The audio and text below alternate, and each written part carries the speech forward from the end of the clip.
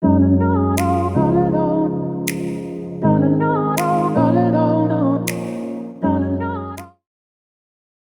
will you do, brother, when the drone is lost connection?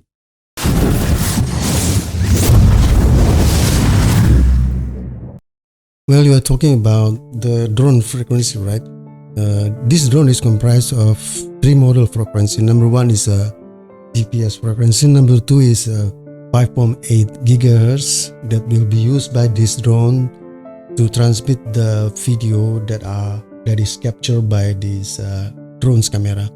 And the last is number three, which is 2.4 gigahertz, where you can pilot the drone using your remote control.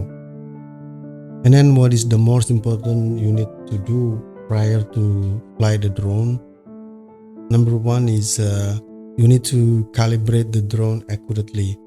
There are two models calibration, which is number one is a compass calibration, number two is a gyro calibration, and both must be done accurately. After calibrate, you arming the drone, and then the drone is take off, but don't fly too high because you have to make sure that the drone is recognize the RTH button. So what you do after take off the drone and fly not too high, you press the RTH button and see whether the drone is recognized properly. If not, then you need to manual landing and then recalibrate the drone.